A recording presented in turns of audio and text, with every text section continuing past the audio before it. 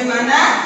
Sebelum kita mulai belajar, kita harus breaking dulu ya. Ya. Siap semua?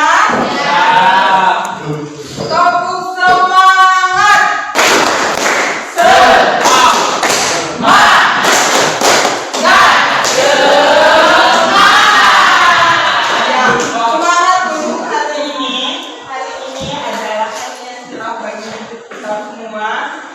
Nah, kali ini Ibu Guru akan memberikan kalian materi tentang interaksi sosial. Sebelumnya kalian pernah mendengar kata interaksi? Nah, ada yang bisa menjawab nggak apa itu interaksi? Saya Bu. Ya. Interaksi itu hubungan antara individu dan kelompok. Iya, pintar sekali. Silakan Bu. Interaksi sosial adalah hubungan timbal balik antara individu dengan individu, kelompok dengan kelompok. Individu dengan kelompok itu adalah dari interaksi sosial. Nah, sekarang Ibu Guru mau nanya nih sama kalian, mengapa manusia tidak bisa hidup sendiri? Ada yang bisa nggak angkat tangan? Ya, silakan. Kenapa? Kenapa?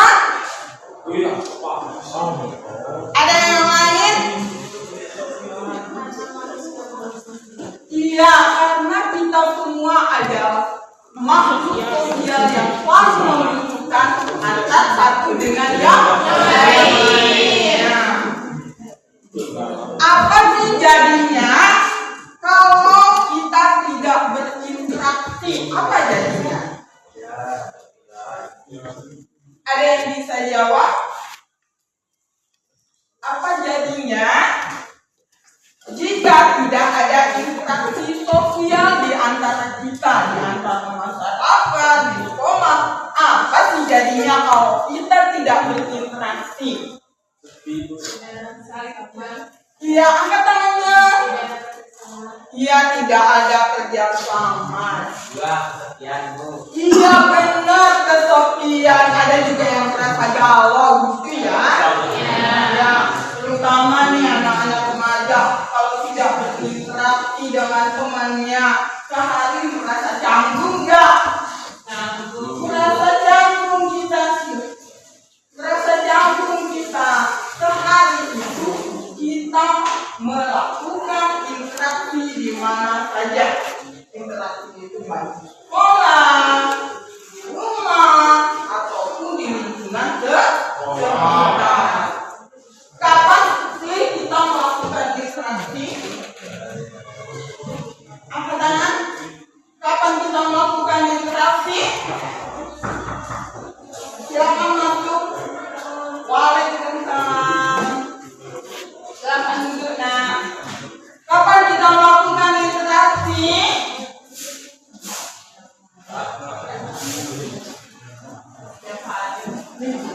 Iya, jawaban temennya kita berinteraksi itu setiap hari dan setiap saat.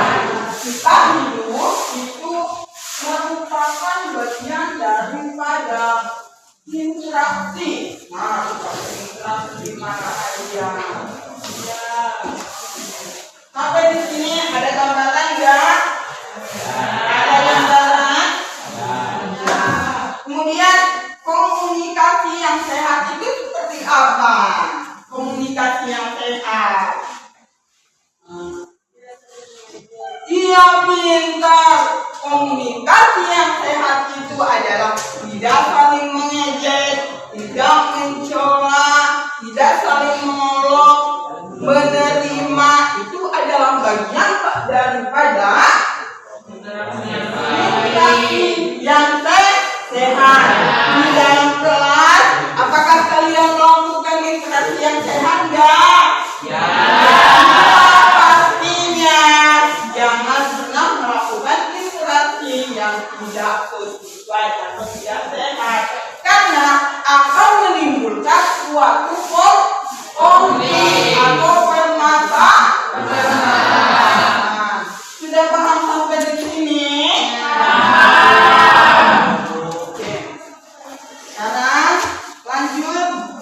tujuan kita belajar mempelajari interaksi sosial di sini supaya kita mampu memahami interaksi sosial di dalam kehidupan kita sehari-hari.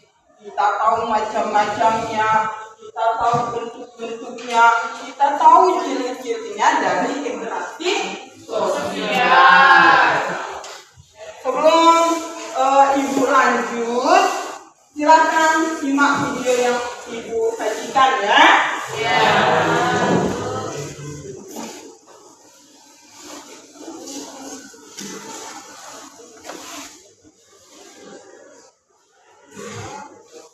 Cidahu, Kabupaten Sukabumi, Jawa Barat. Salah satu akun Instagram yang mengunggah video aksi tersebut adalah @sukabumi_1 pada Sabtu 28 Juni 2025. Dalam video tersebut tampak sejumlah massa merusak bangunan hingga memecahnya. Politikus PDIP Muhammad Guntur Romli mengecam dugaan pemecahkan gereja tersebut. Guntur menegaskan tindakan semacam itu membuat rusaknya kerukunan umat beragama di Indonesia. Dia juga mengecam adanya salib yang menjadi simbol agama Kristen dijadikan alat oleh massa untuk melakukan perusakan tempat ibadah tersebut. Guntur mengibaratkan jika hal serupa dilakukan seperti lafaz Allah diturunkan dan digunakan untuk merusak sesuatu, maka umat Islam dipastikan akan marah. Ia menilai perbuatan tersebut menyedihkan dan menyakitkan, sehingga Guntur mendesak aparat penegak hukum segera menangkap seluruh pelaku perusakan. Guntur juga menegaskan melakukan ibadah di Indonesia sebenarnya tidak perlu izin. Jika memang masih ada permasalahan soal pendirian rumah ibadah, maka warga sekitar seharusnya memfasilitasi alih-alih melarang bahkan melakukan perusakan.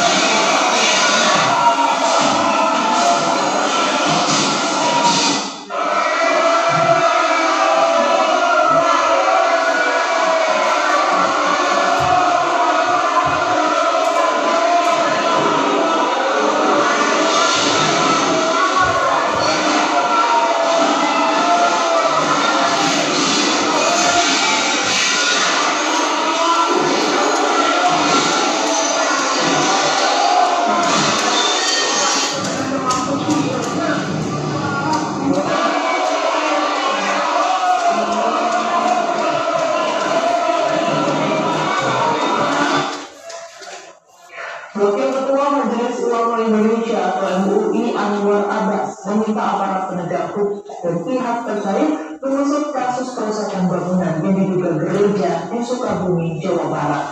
Anwar juga mengimbau warga setempat agar tetap tenang dan tidak menjadi kehormatan. Dari video yang tadi, apa yang bisa kalian ambil?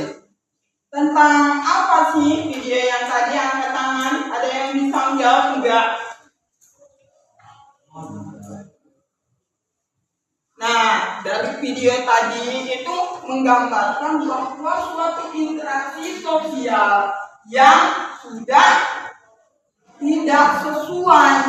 Nah, ini adalah contohnya bentuk interaksi sosial. Misalnya terjadinya perusakan. Nah, itu namanya apa? Apa? Ya. Dari berita yang tadi. Ya, dari berita yang tadi. Iya. Itu ada apa namanya tadi? Ya, konflik antar umat beragama. Konfliknya itu apa tadi? Karena ada pembangunan sebuah gereja. Kenapa gerejanya dirusak? Nah, kemungkinan salah satu pihak yang lain itu tidak menerima adanya gereja di situ.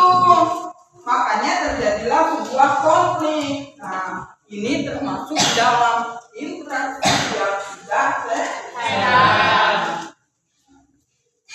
Lanjut. Nah, sekarang saya akan aku menjelaskan kepada kalian apa sih itu interaksi, mengapa ada interaksi. Nah, kita lihat bersama ya.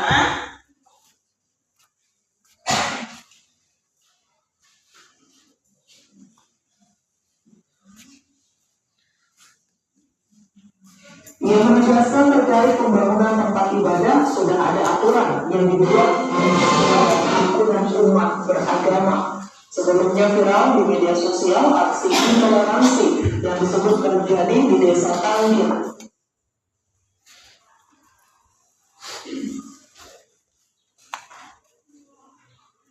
Apa ini? Interaksi sosial. Silakan ada yang mau baca? Angkat tangannya ya. Interaksi sosial adalah hubungan timbal balik antara individu dengan individu, individu dengan kelompok atau kelompok dengan kelompok. Nah, interaksi sosial individu dengan individu itu adalah terjadi pada dua orang, misalnya antara si A dengan si B. Bagaimana dengan individu dengan kelompok? Contohnya saya dengan kalian, guru dengan siswa. Itu adalah interaksi individu dengan kelompok. Bagaimana kelompok dengan kelompok? Biasanya berupa organisasi. Kerja kelompok itu adalah kelompok dengan kelompok. Sifatnya banyak, lebih dari satu orang. Nah, itu adalah kelompok. Sudah paham sampai di sini? Alhamdulillah. Nah, syarat terjadinya interaksi sosial. Syarat yang pertama adalah yaitu langsung dan tidak langsung, yaitu antara si A dengan si B melakukan interaksi sosial, hubungan sosial secara langsung. Misalnya secara langsung ini nih di dalam kelas, secara tidak langsung interaksinya melalui apa? Yaitu media internet. Itu adalah interaksi sosial secara tidak langsung. Kemudian syarat yang kedua adanya komunikasi. Kalau kita berinteraksi tidak berkomunikasi, pasti enggak? Masuk akal enggak? Tidak kan? Nah, interaksi sosial syarat yang kedua adanya komunikasi. Tidak paham sampai di sini ada yang mau ditanyakan? Tidak ada? Kita lanjut yang ketiga, yaitu ciri-ciri interaksi sosial. Ada pelakunya. Siapa pelakunya? Ada komunikasinya dan ada tujuannya untuk berinteraksi. Saat kita berinteraksi ada tujuan kita. Misalnya kayak guru, apa tujuannya? Yaitu menyalurkan ilmu kepada kalian melalui interaksi, menyalurkan ide, menyalurkan pendapat. Itu adalah tujuannya saya berinteraksi kepada kalian. Sudah paham nak? Paham. Kemudian ada istilah timbal balik. Nah, timbal balik di sini saya memberikan respon, kalian menjawab. Nah, itu contoh daripada timbal yang bersifat timbal balik. Lanjut. Nah, faktor yang mempengaruhi interaksi sosial. Nah, yang pertama itu ada apa? Yang kedua ada apa?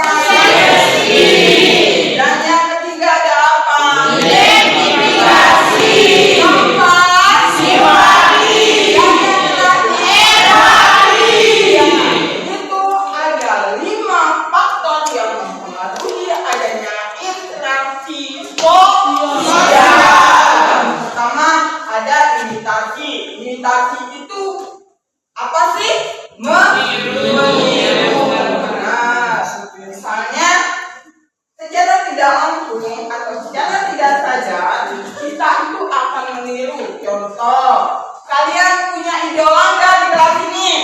Ada yang kalian suka dari kakak kelas kalian? Secara tidak langsung kalian akan mengikuti caranya, sifatnya, cara berpakaian. Itu adalah salah satu interaksi sosial imitatif, yaitu dengan cara meniru. Secara tidak sengaja kita menirukan kakak kelas kita, atau ada artis. Nah, yang cewek-cewek nih suka film Korea. Nah, kalian suka, kalian ikutin. Ada yang ngikutin gaya pakaian orang Korea? Ada. Nah, iya. Tapi jangan sampai tidak sesuai dengan anjuran agama ya. Iya. Boleh kita mengikuti, tapi ikuti hal yang positif dari orang yang kita suka. Misalnya saya suka sama misalnya salah satu ilmuwan namanya Max Weber. Saya suka Max Weber itu dari mana? Dari apanya? Otomatis saya akan mengimplementasikan kehidupan saya mengikuti Max Weber. Kalau misalnya yang kedua, saya menyukai mantan presiden B.J. Habibie misalnya. Nah, otomatis saya akan mengikuti caranya, sikapnya. Mungkin sifatnya tidak saya bisa ikutin, sebagian kecil dari sifat positifnya bisa kita ambil. Nah, itu yang pertama. Sudah paham? Yang kedua ada namanya sugesti. Sugesti ini adalah proses mempengaruhi pikiran, perasaan, atau perilaku seseorang melalui kata-kata. Nah, contohnya seorang pidato, atau contoh lain, seorang guru memberikan sugesti positif atau informasi positif atau tentang motivasi kepada kalian untuk semangat dalam belajar. Nah, itu yang kedua. Sugesti itu mempengaruhi pikiran dan perasaan. Itu arti sugesti. Apa artinya? Dan perasaan.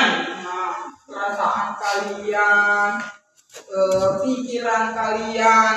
Contohnya guru memberikan motivasi untuk selalu semangat dalam belajar. Nah, itu adalah contoh daripada sugesti. Kita lanjut ke identifikasi. Identifikasi di sini proses mengenali atau menentukan identitas seseorang atau objek konsep.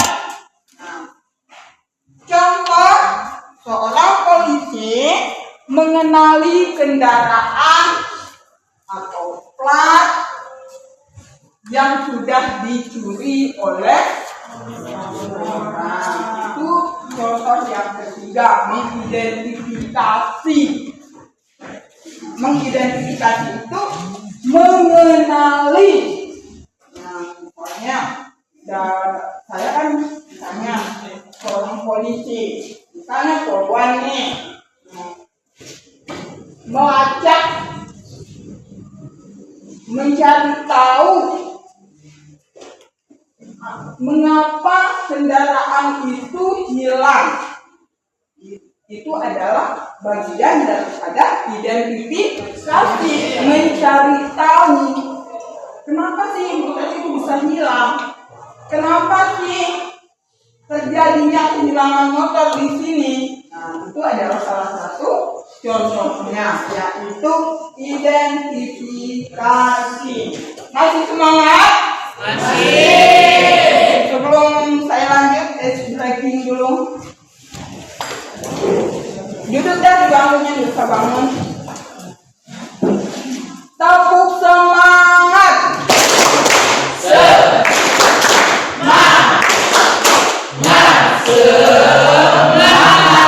Tepuk satu, tepuk dua, tepuk tiga, tepuk empat, tepuk lima, siap belajar? Siap. Kita lanjut yang keempat, ada namanya simpati. Ayo, siapa yang bisa jawab? Apa sih simpati itu? Apa simpati? Rasa kasihan. Apa? Rasa kasihan. Iya, simpati itu ada rasa kasihan, ada rasa iba, itu termasuk daripada simpati. Simpati tepatnya adalah perasaan atau empati, peduli terhadap seseorang yang sedang mengalami kesulitan dan kesedihan. Itu adalah simpati. Simpati itu tepatnya yaitu peduli terhadap seseorang sesama. Peduli terhadap sesama. Nah, misalnya contoh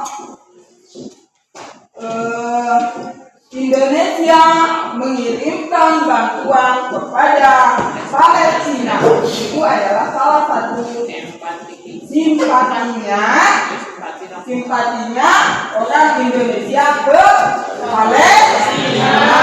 Ada yang bisa buat contoh yang lain nggak? Angkat tangannya. Contoh simpati selain bantuan, contoh simpati.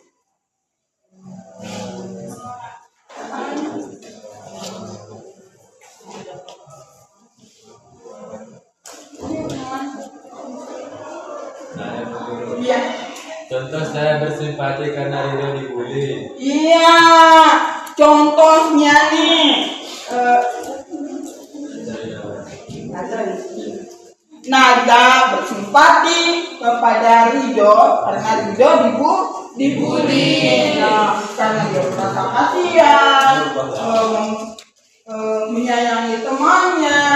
Nah, karena merasa iba, akhirnya dia bersimpati kepada Ridho. Hebat Nada. Tepuk tangan untuk Nada. Kemudian yang terakhir ada namanya empati. Empati ini tidak jauh berbeda kok dengan simpati, ya, tidak jauh berbeda. Empati ini kemampuan untuk memahami perasaan orang lain. Apa? Kemampuan untuk memahami perasaan orang lain. Nah, contoh mendengarkan cerita teman, curhatan teman. Cewek-cewek ini dikit-dikit aku dorong, aku dikit-dikit pacar. Cerita dong sama kamu, ya temennya, bisa nggak aku ketemu sama kamu?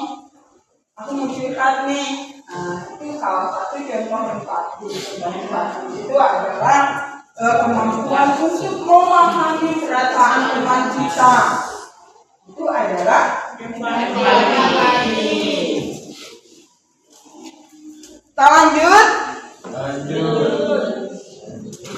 Ada namanya interaksi sosial atau asosiatif.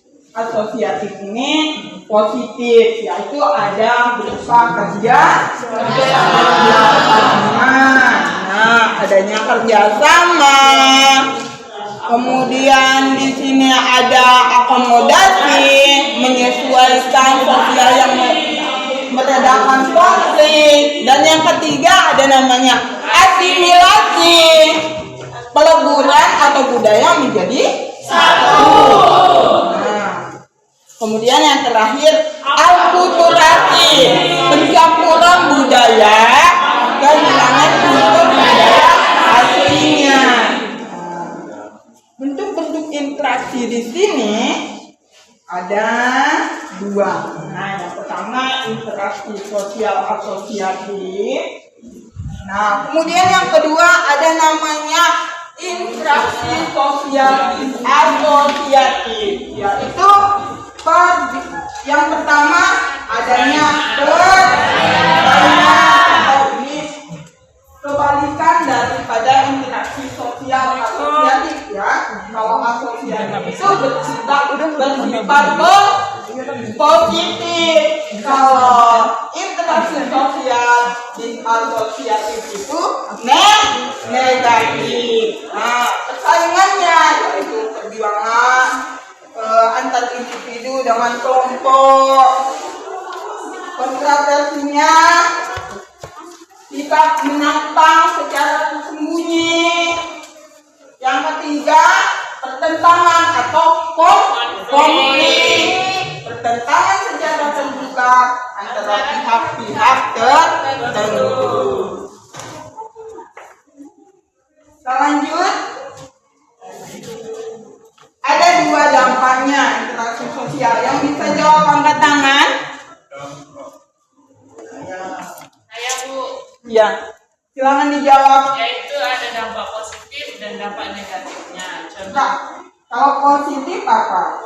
meningkatkan solidaritas, menciptakan kerjasama. Ya, kalau negatifnya? Adanya konflik, diskriminasi, perpecahan sosial. Ya, itu adalah dampak interaksi sosial. Ada berapa jumlahnya dampak interaksi sosial?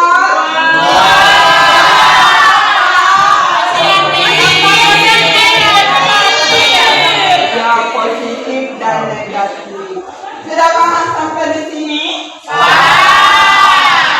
terima kasih. Ya, kita lanjut ya. Sampai di sini dulu. Ada pertanyaan enggak? Enggak ada?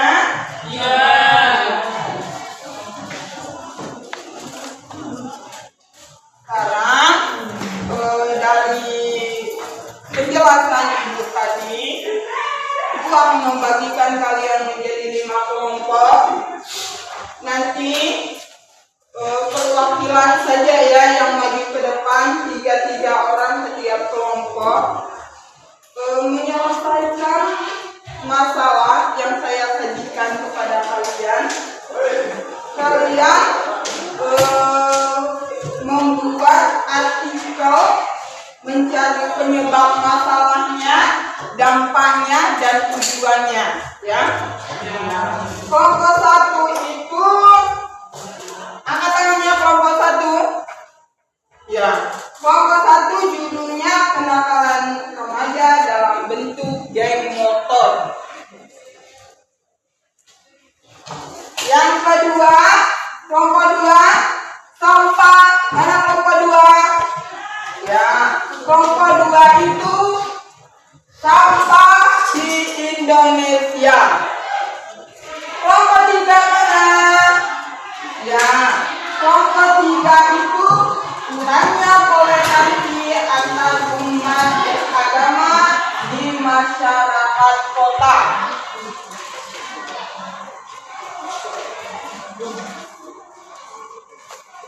Yang kelima,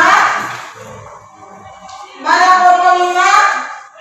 Ya, kelompok 5 bentuk dan dampak kericuhan pada aksi demo. Silakan sekarang kerjakan kelompoknya, kerjakan tugasnya yang dibagikan.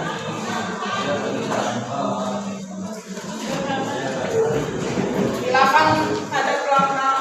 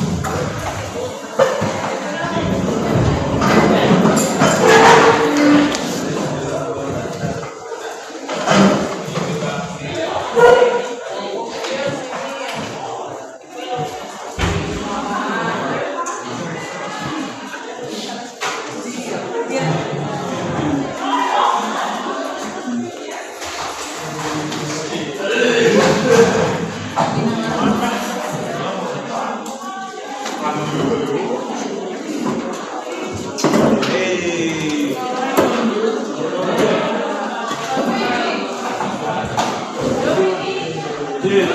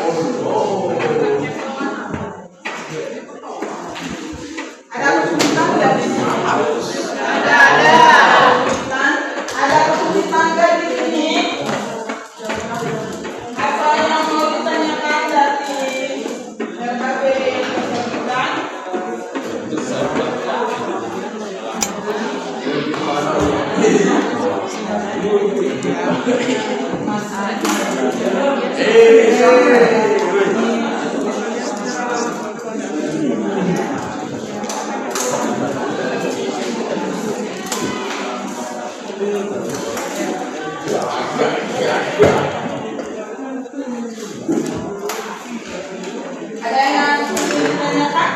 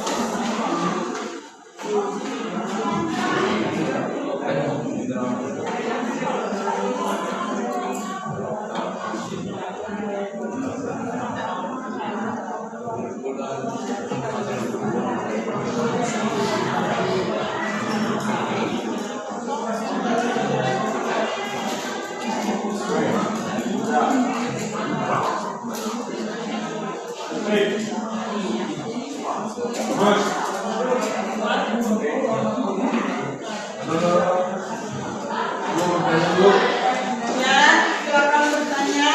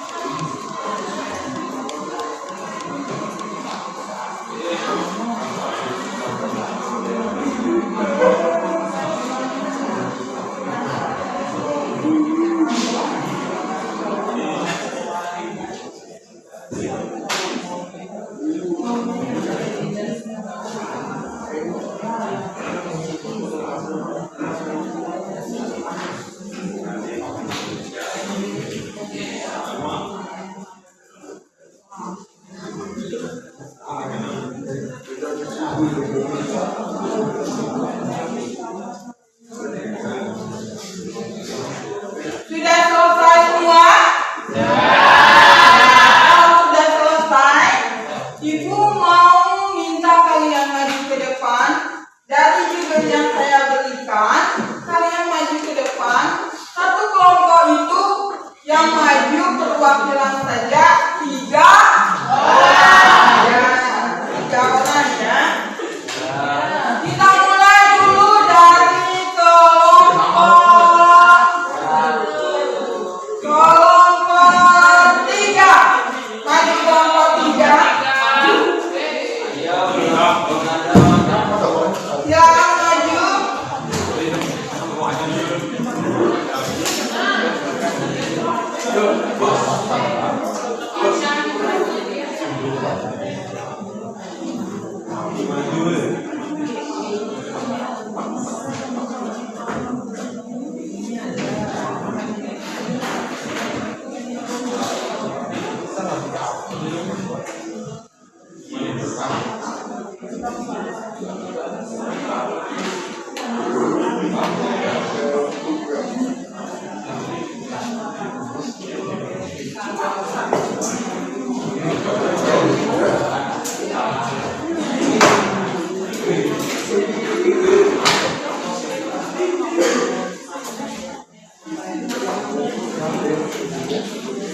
Jangan semuanya, kelompok 3 akan menyajikan hasil artikel yang saya berikan, akan mempresentasikan artikel, judul artikel yang saya berikan. Apa judulnya?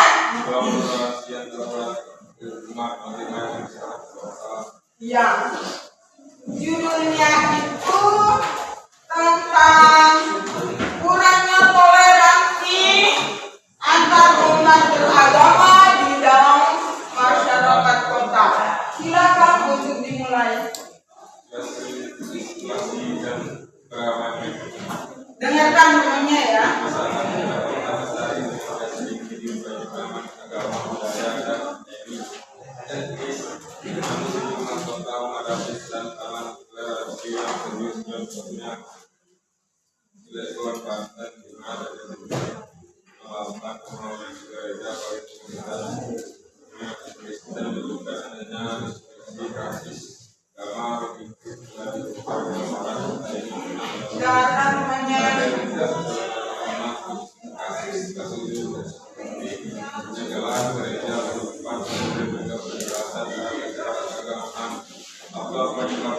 Ya.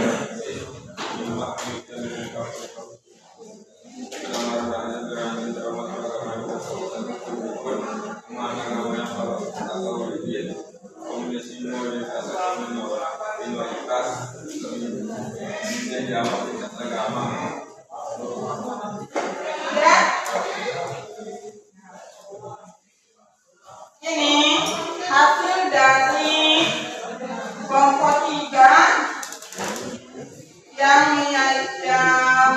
judulnya toleransi antar umat beragama di dalam masyarakat kota.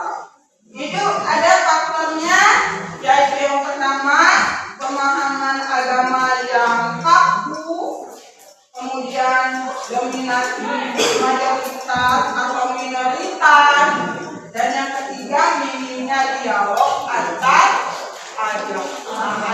etnis. Bagus, ada dampaknya, ada contoh dari toleransi itu sendiri. Nah, sekarang saya minta solusi apa sih yang kalian berikan apabila terjadinya toleransi antar umat beragama. Apa solusi?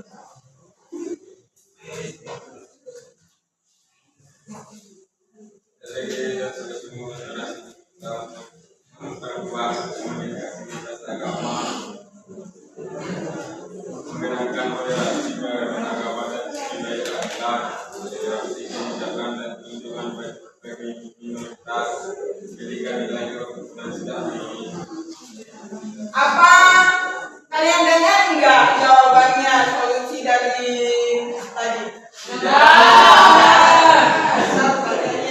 Ya, solusi yang diberikan dari kelompok 1 itu memperkuat komunikasi, mendapatkan modernisasi beragama, intervensi kebijakan, dan yang terakhir pendidikan nilai dan kelingkungan. Itu adalah solusi terjadinya toleransi antar umat beragama. Tepuk tangan untuk kelompok 3.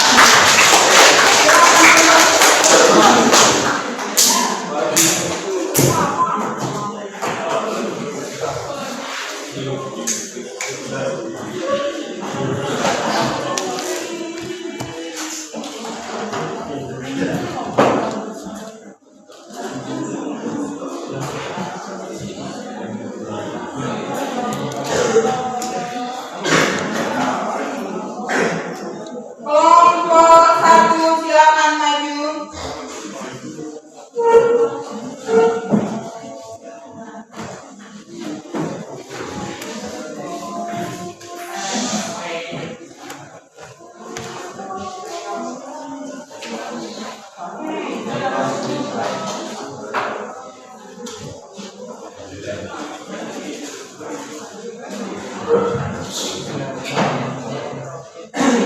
Bismillahirrahmanirrahim. Assalamualaikum warahmatullahi wabarakatuh.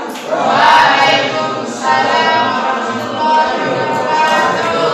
Perkenalkan, kami dari kelompok 1 akan mempresentasikan hasil diskusi kelompok kami, yaitu tentang kenakalan remaja dalam bentuk geng motor. Adapun anggota kelompok kami yaitu saya sendiri, dan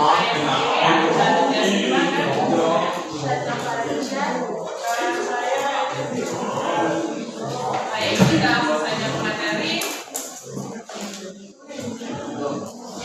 Itu kenakalan remaja dalam bentuk geng motor.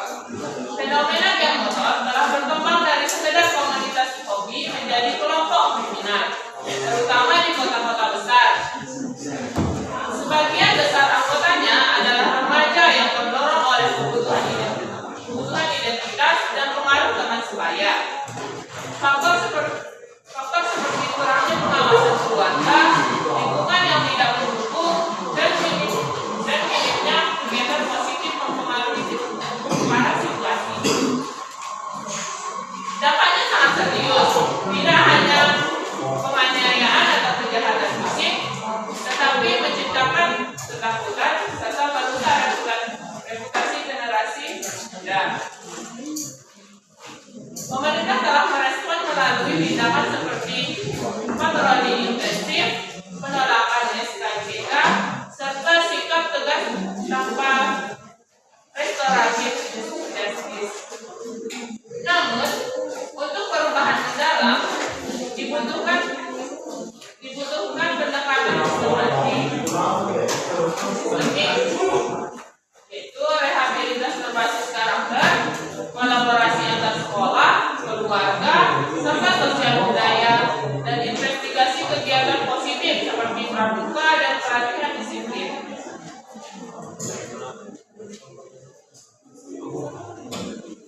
Adapun penyebab masalahnya adalah satu, kurangnya pengawasan orang tua terhadap pergaulan anak di luar rumah.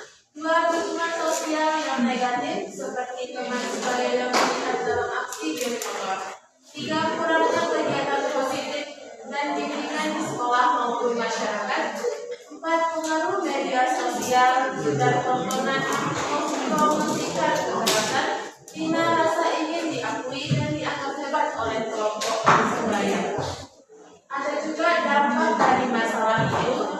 Satu, tingginya angka kriminalitas seperti perkelahian, pencurian atau perusakan fasilitas umum. Dua, terganggunya ketertiban umum dan rasa aman di masyarakat. Tiga, rusaknya masa depan remaja karena bisa berujung pada pelanggaran hukum dan putus sekolah. Empat, meningkatnya ketegangan antar kelompok remaja. Lima, citra buruk bagi generasi muda di mata masyarakat. Baik, solusi yang diusulkan ada 5. Satu, orang tua lebih aktif mengawasi dan membimbing anaknya, terutama saat di luar rumah. Yang kedua, sekolah perlu menyediakan lebih banyak kegiatan ekstrakurikuler positif dan pembinaan karakter. Yang ketiga, pemerintah dan aparat keamanan memperketat patroli dan penindakan terhadap geng motor. 4, masyarakat bersama tokoh agama dan pemuda membentuk kegiatan remaja yang membangun. 5, menggunakan media sosial untuk kampanye anti kekerasan dan edukasi tentang bahaya geng motor. Baik, hanya ini materi yang saya sampaikan. Apakah ada yang mau bertanya? Silakan. Oh ya. Baik, mungkin hanya sekian materi yang bisa saya sampaikan. Mohon maaf jika ada salah kata, baik itu disengaja maupun tidak disengaja. Wabillahi taufiq wal hidayah. Wassalamualaikum warahmatullahi wabarakatuh.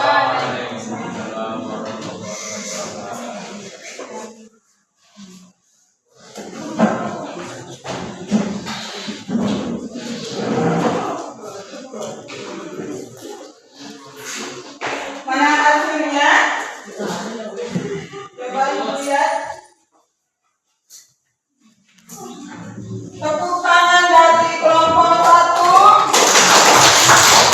Nah, sangat jelas sekali ya bahwa di sini ada penyebab masalahnya, dampak masalahnya, dan solusi dari masalahnya yang sudah lengkap dengan judul kenakalan remaja dalam bentuk geng motor. Bagus sekali jawabannya dari kelompok 1. Baik, kita lanjut kenalan ke kelompok 2. Silakan maju ke depan.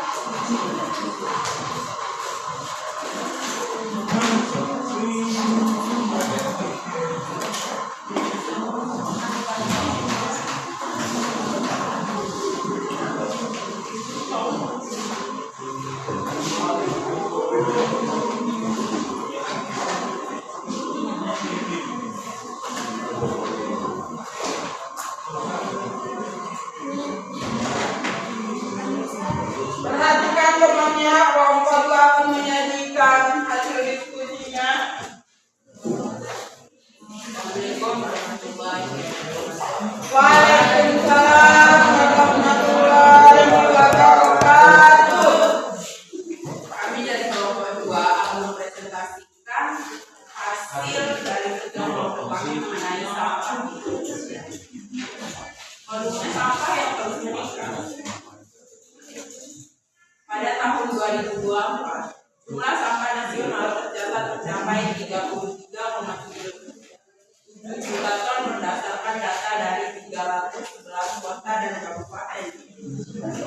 Lebih lanjut, diperkirakan volume sampah tersebut akan menanjak drastis menjadi 82 juta ton per tahun pada tahun 2020. Pengelolaan yang mengoptimalkan banyak sampah terutama plastik yang tidak dikumpulkan atau dikelola dengan baik. Kita 56% plastik tetap tidak dikumpul dan hanya 10% yang sempat didaur.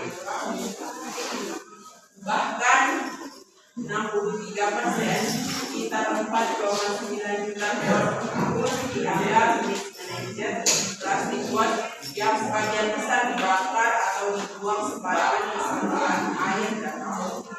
Dampak lingkungan dan kesehatan akan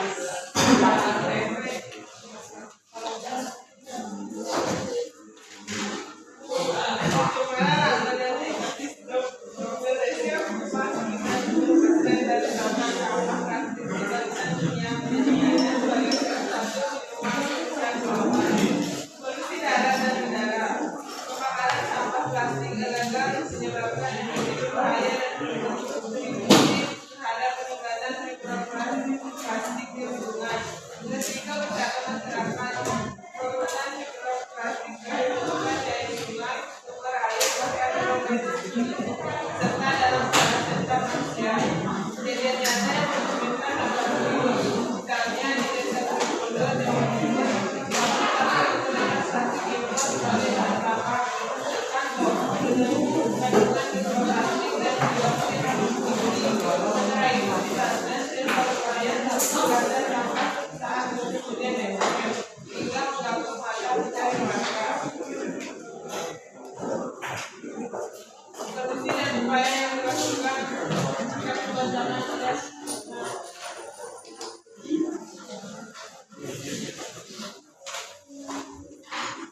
regulasi dan kebijakan nasional.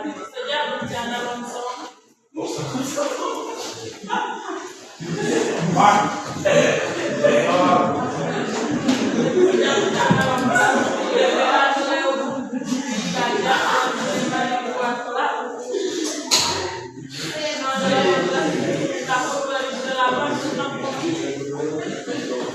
pengelolaan sampah, Presiden Jokowi telah menargetkan pengelolaan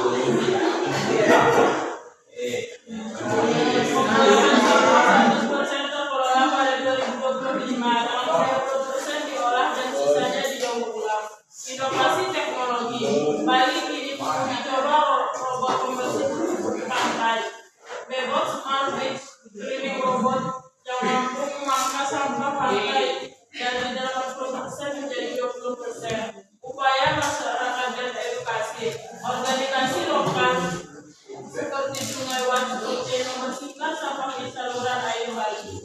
Meski menghadapi tantangan berat dan kondisi mengerikan, pendekatan berbasis perilaku rumah tangga. Studi menunjukkan bahwa faktor seperti pengetahuan lingkungan, norma sosial, dan kontrol diri menjadi prediktor utama perilaku zero waste di rumah tangga perkotaan. Kesimpulan, jalan menuju solusi. Aspek detail masalah pencegahan sampah yang meningkat, infrastruktur pengolahan lemah, penegakan hukum utama kurang efektif, dampak pencemaran air, udara,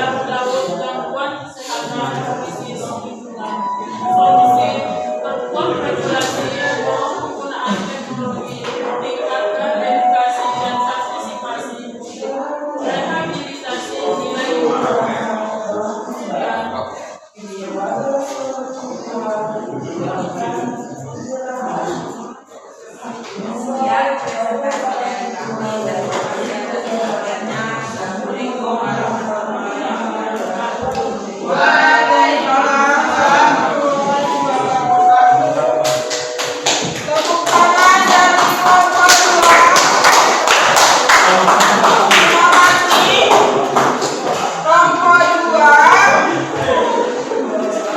artikelnya berjudul Sampah di Indonesia. Berbicara tentang sampah di Indonesia di dalam kitabnya ya. Jadi kita semuanya harus sadar dong dampak daripada sampah, dampak bagi lingkungan sekitar. Kita harus sadar bahwa sampah itu tidak menyehat. Bagus jawaban yang tepat.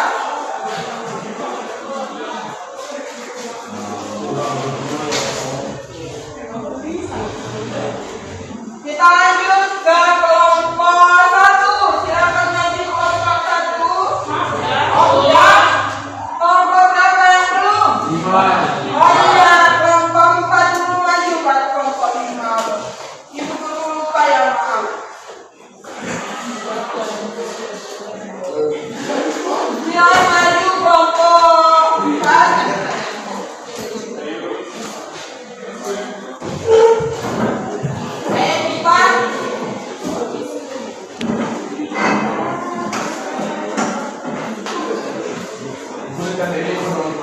Apa itu artikelnya? Korupsi di Indonesia. Judul artikelnya korupsi di Indonesia. Silakan.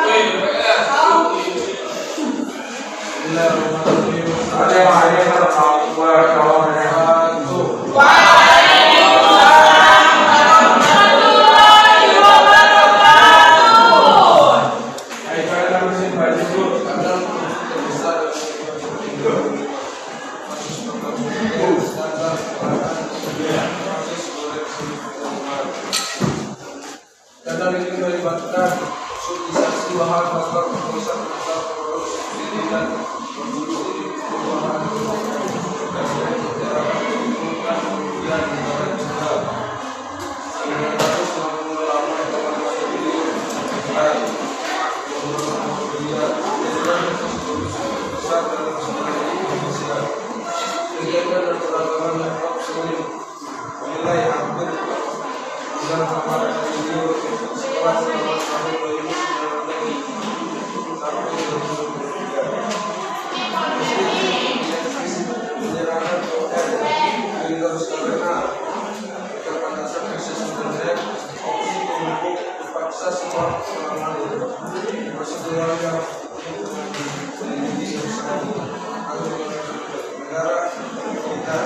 aset senilai 11,8 triliun rupiah. Terkait tarif jual untuk ekspor sawit, proses untuk juga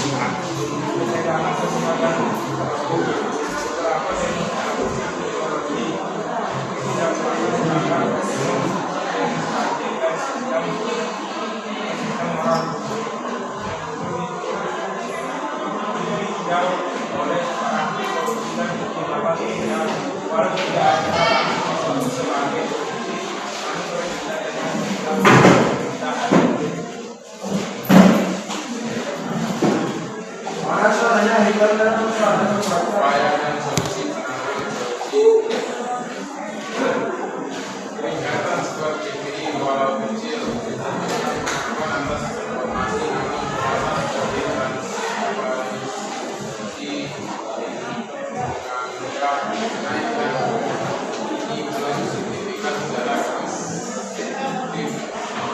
implementasi seperti yang dilakukan BPS PAN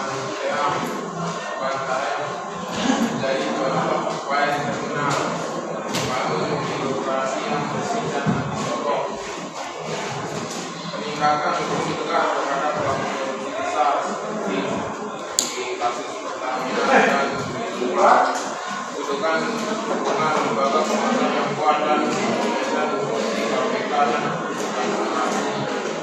informasi kelembagaan dan revitalisasi nilai publik menjadi titik vital saya penanaman etika dan penanaman etika anti korupsi lewat pendidikan dan birokrasi bersih sangat penting berdasarkan kajian UGM. Yang mohon maaf atas kekurangan yang telah saya sampaikan.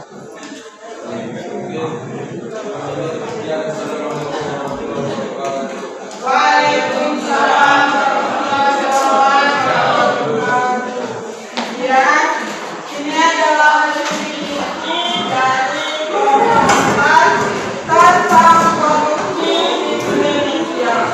Kalian tahu korupsi di Indonesia?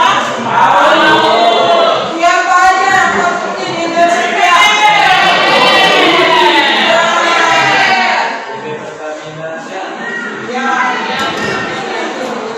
Kasus korupsi di Indonesia itu ada yang kasusnya Pertamina. Tahu kalau di Pertamina? Iya. Kalau di Pertamina di mana juga korupsinya?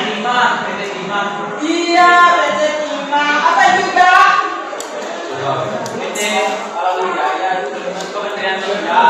Iya. Iya. Ada Sriwijaya. Nah, itu termasuk korupsi. Apa dampaknya di sini? Kelompok berapa namanya? Kelompok 4 memberi ada 3 dampaknya, yaitu ketidakpercayaan publik terhadap pemerintah, yaitu perilaku permisif terhadap kepemilikan, yaitu ketenggangan sosial, protes publik. Pernah lihat kasus yang kemarin tentang korupsi di Indonesia?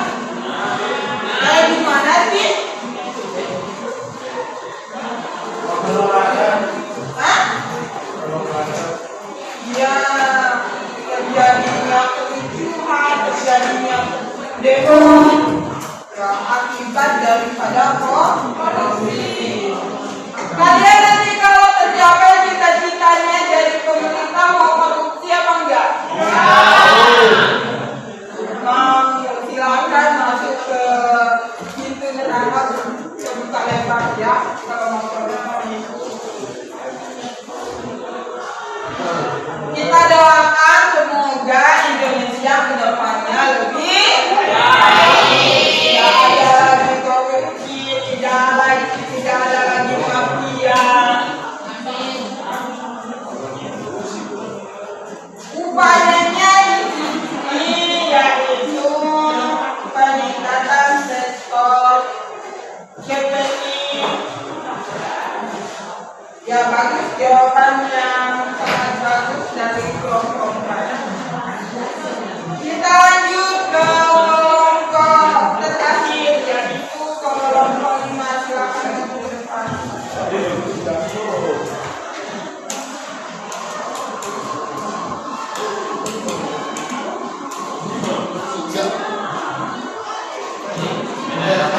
Assalamualaikum warahmatullahi wabarakatuh.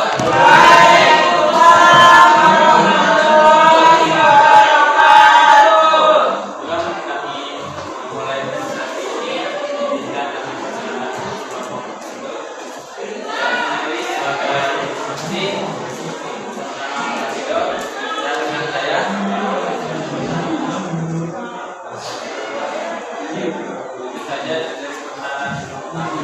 Selanjutnya kami akan membacakan hasil diskusi kelompok kami terkait bentuk dan dampak kericuhan dalam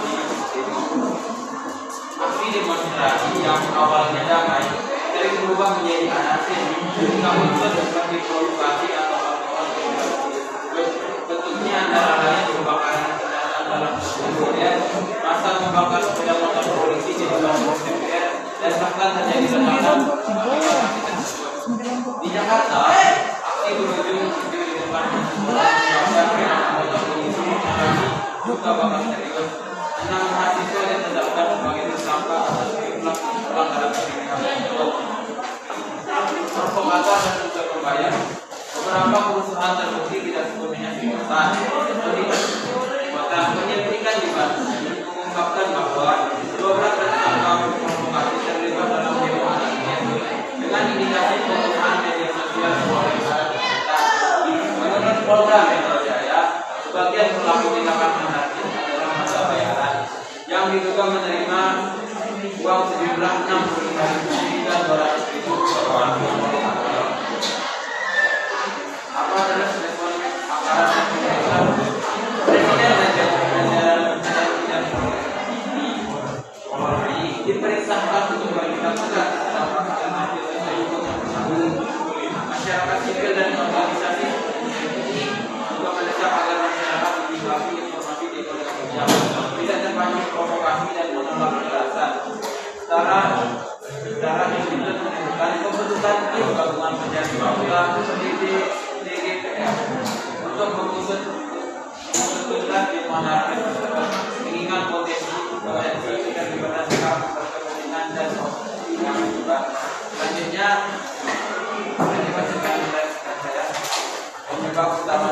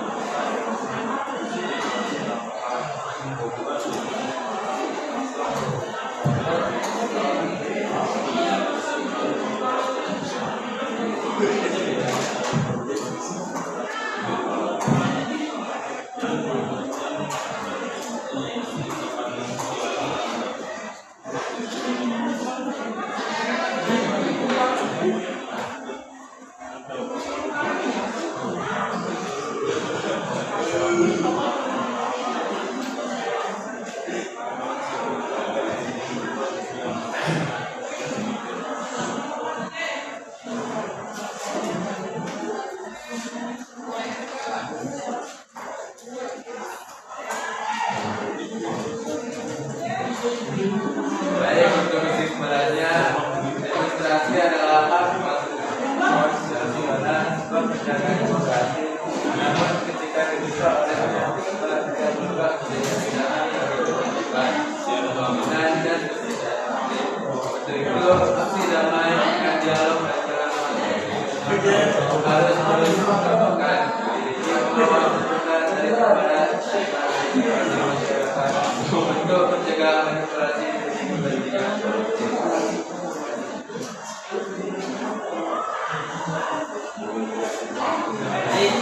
Jadi itu saja presentasi dari kelompok kami. Terima kasih kerana saya disitu. Kami bagi posisinya. Waalaikumsalam.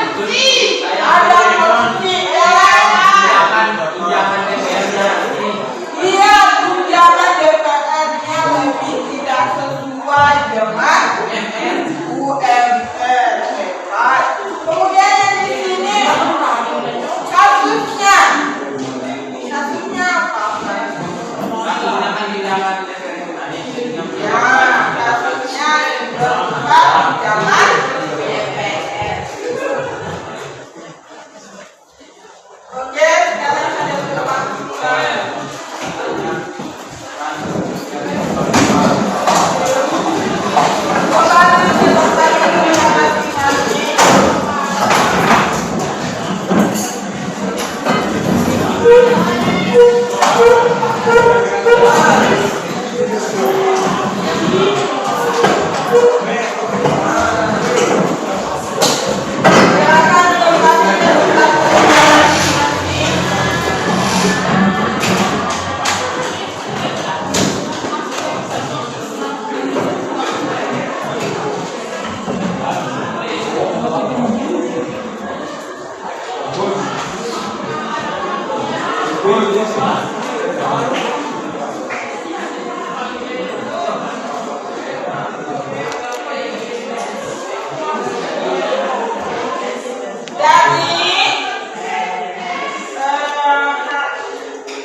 Dari artikel yang kalian buat,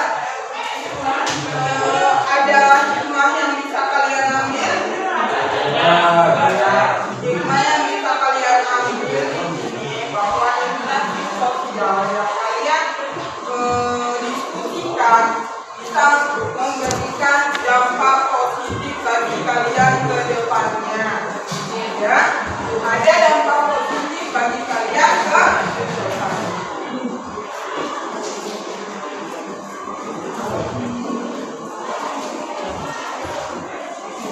Apa yang bisa kalian pelajari dari stratifikasi sosial? Silakan, ada yang bisa angkat tangan. Apa yang bisa kalian petik ambil dari stratifikasi sosial yang Ibu jelaskan? Ya, interaksi sosial. Maaf. Apa yang bisa kalian ambil di sana dari penjelasan Ibu tadi tentang interaksi sosial? Angkat tangannya. Ya? Iya, terjadinya sebuah interaksi yang berlangsung di dalam masyarakat. Ada yang lain? Ada?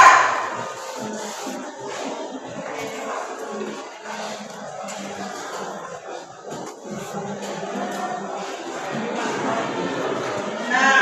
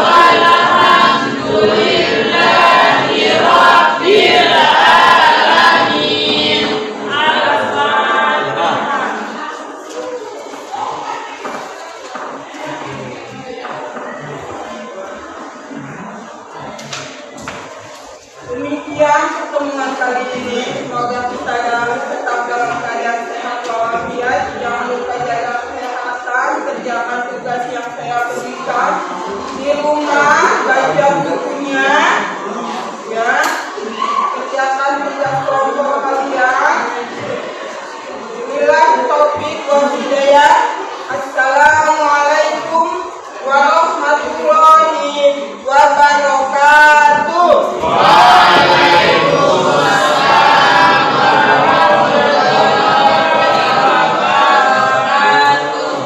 Salam waktunya bebas. Boleh namanya. Said Kiram. Ayo. Waalaikumsalam warahmatullahi wabarakatuh.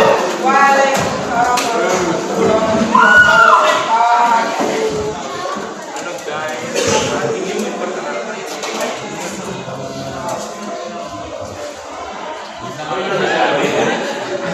Bye.